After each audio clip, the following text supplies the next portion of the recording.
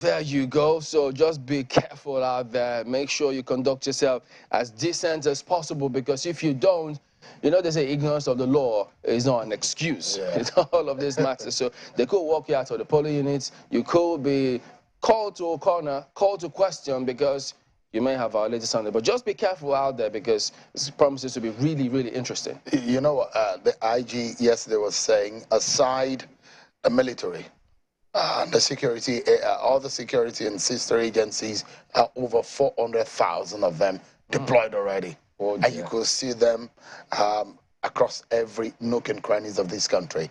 They're dotting every corners. And I mean, one of our colleagues was telling us how some parts of the city has been barricaded. And so you have to take a long trek and get over to the drive on the other side before you get across. So the curfew starts between 6 a.m. and 6 p.m. Yeah. You don't want to be caught in between.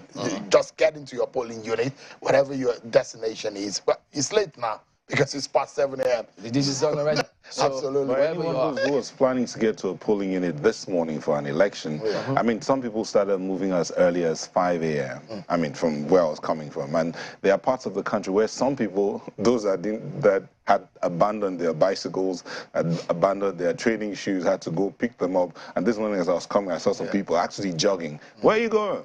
To the polling unit. So everyone's looking towards that direction of the polling unit today. Because I know some guys, I mean, especially where Chamberlain's part of the country. Curfew or no curfew, business has to be done. It's got to be done, man. What is life without ensuring that, you know, we take care of business? Man, absolutely. That's the whole idea. The journey is being a long one, Chamberlain. Yes, so indeed. that's why we need to focus on this guy right here, Chamberlain. This is a journey. We've had a very interesting path from our independence, but interesting. 7th election of the 4th Republic.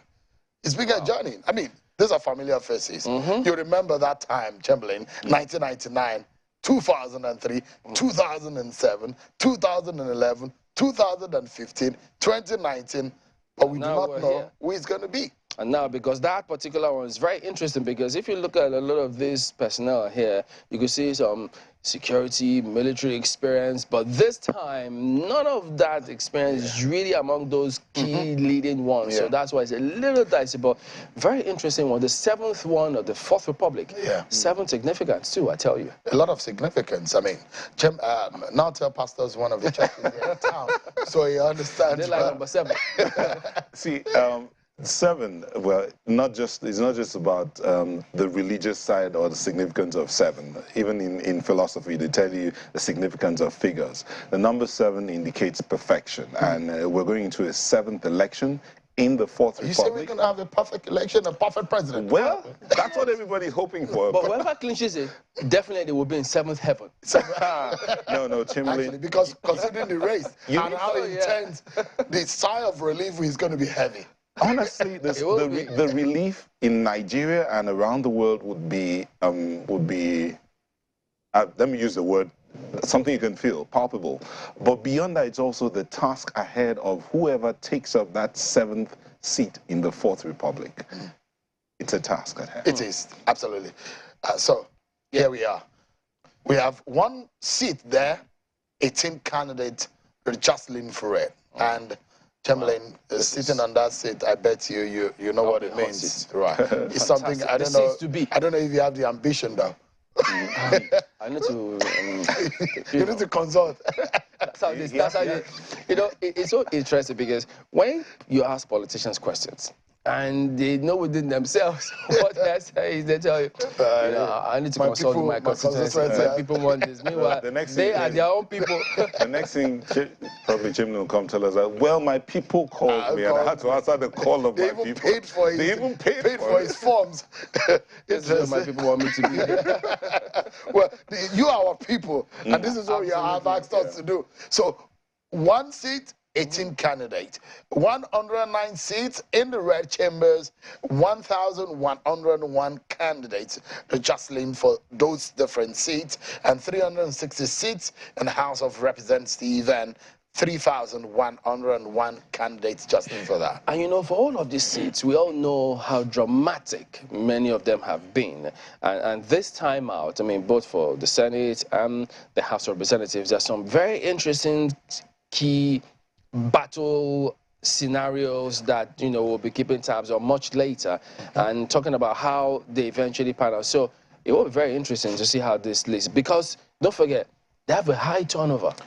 In fact, I was going to warn you to tell you that it's going to be the 11th National Assembly. Yeah. Okay. And in that, this is going to be the highest, turnover they've experienced. But don't take it away also. There's some of them that have been there since 2003. There's some of them that have, in fact, been there since 1993. That's huge experience. So, yeah. So, you ask yourself, you look at the United States, you look at the United Kingdom, in their parliament, there are those who have been there all their lives. The only thing they've known to do is to be in the House of Commons or the House of Lords and all that. But those in the Congress, you've seen a lot of senators who've been presidents in the United States, Barack Obama, the President Biden, they've been in the Senate. They've had long years of experience. You know, one thing that the National Assembly gives you is a lot of experience in terms of policy and lawmaking. So that experience matters a lot. But you see this seat and that. There's been a lot of chaos in the political parties. Those who did not get ticket, especially in the ruling party, these grievance that we did not get a ticket, they wanted to fight this establishment.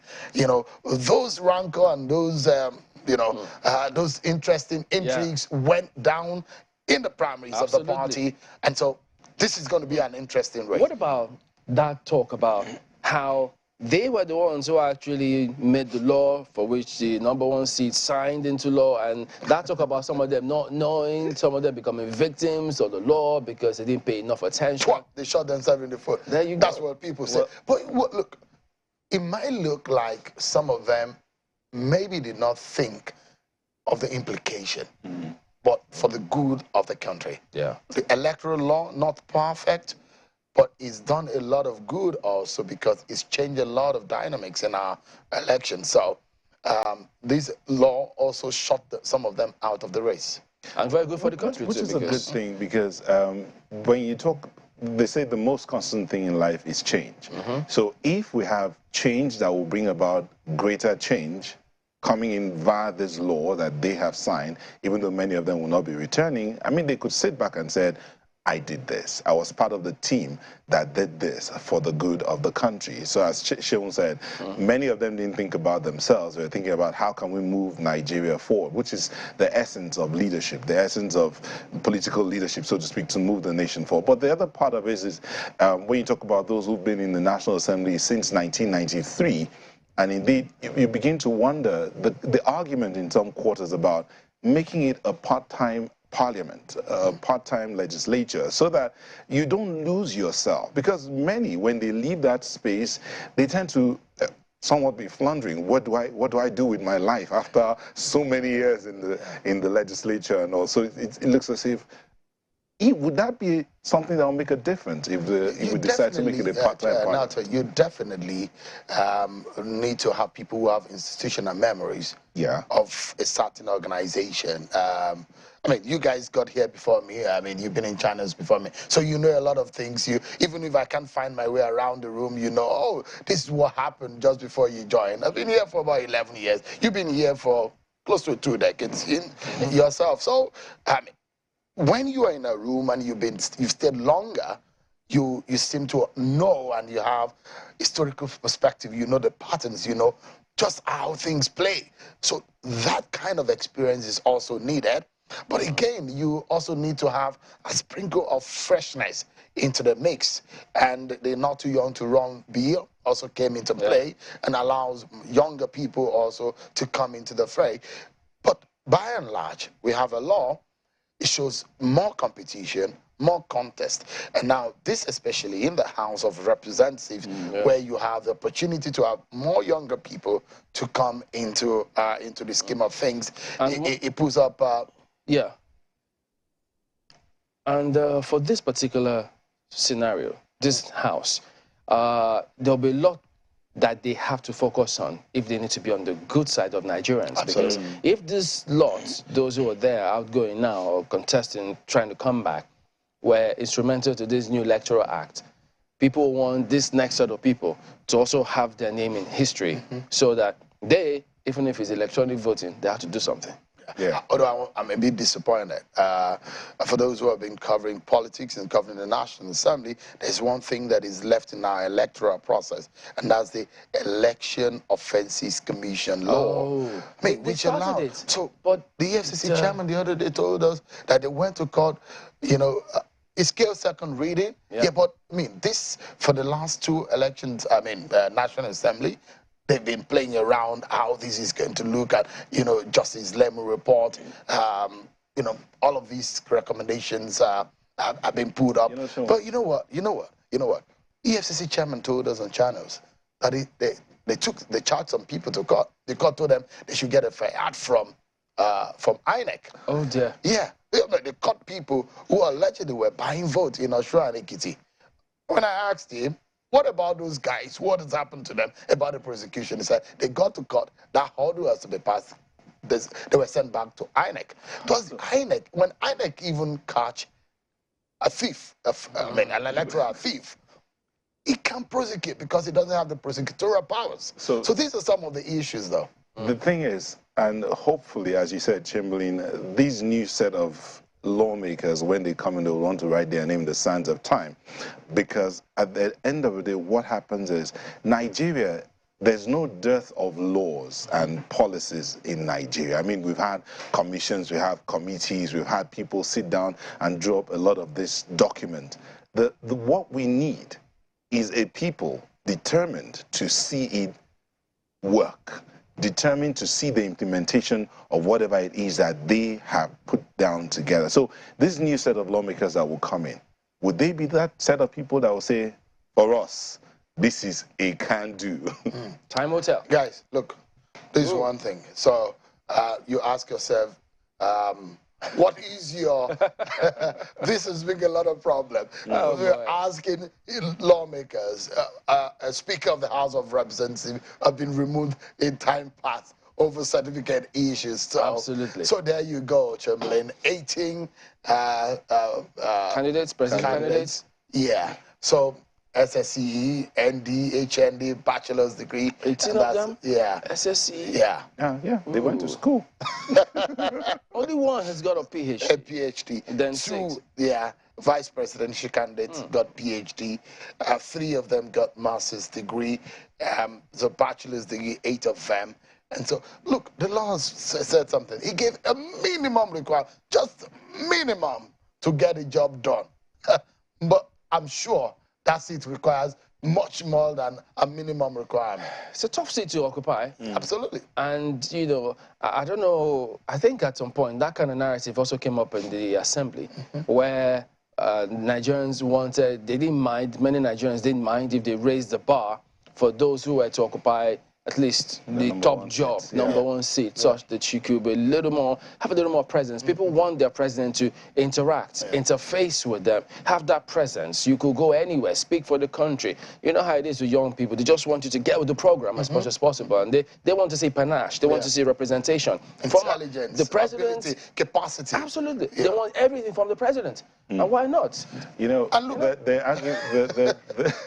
someone says, there are those who argue that it's irrelevant.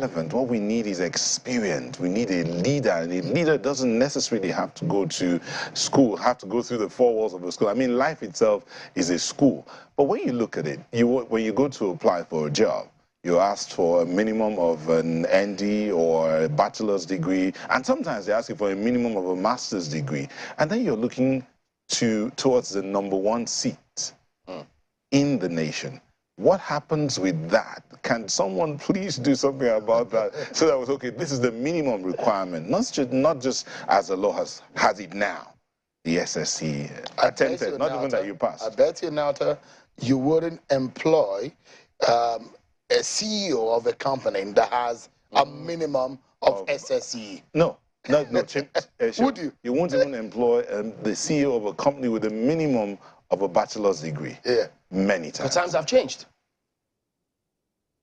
Okay. Yeah, they try to do that, but look, I mean, it still stands that today, as a law, in fact, it's cast in the Constitution that, look, the minimum requirement to be a president of the Federal Republic of Nigeria, to be the commander-in-chief of the armed forces, just have, it doesn't even say whether you pass. No, it's just an attempt. Wow. Whether or not you have an F9 all through, it doesn't matter. Oh dear. Yes. Just show that you attempted. Absolutely. What is this water? No. But you know, in the National Assembly, as we speak, there is a bill there to move that qualification up, to amend it. Yeah. Whether it will scale, I'm not sure how far they've gone with that bill, but would it be signed into law before this administration If these members in the National Assembly lose, would they still be interested in the government to sign that bill? That, as we said, some might just be looking to write their name in. No. I mean these outgoing ones. That's what I'm saying. I mean, they still have a few weeks. They still have a few weeks or thereabout before their time runs out. I'm using a few weeks. No, they still have up until May 20. Yeah. So if they have that number, I mean, that length of time, they could decide that, okay, within this period, let's make a difference. Let's do something that we will be remembered. We've got to be serious in this country, right? For us to think that, and that was why I was describing and listening to the title, the President of the Federal Republic of Nigeria and the Commander-in-Chief of the Armed Forces. If you were to be in the United States where the President has the power of nuclear, to discharge nuclear, you don't mess around. You don't want to put someone with just an SSE. We need to have better expectations of the person who occupies that seat. The President of the Federal Republic of Nigeria carries enormous powers, even by our Constitution. So it is necessary to have someone who understands, not just understands, as they say, has the capacity to wield that power. But beyond the president and all of that, can we just find out exactly, those who are going to vote, how are they going to do this? Okay. I mean, now that you mentioned it, there are a few more, though. Okay. I mean, there's so much more information. Look, what we're trying to do is just before you get out to go and vote at 8 a.m. because the polls open at 8:30. There's so much more that you need to know. That's why we're giving you all this information. You arm yourself with enough information. So when you go out there, before you put your thumb on the ballot and make a choice, you know you're making the right choice.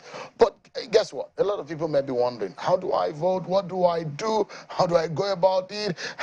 If you're a first-time voter, or it's been a long time, just like myself, the last time I voted was maybe 2007 or something. Let's remind you of just how you can go about it.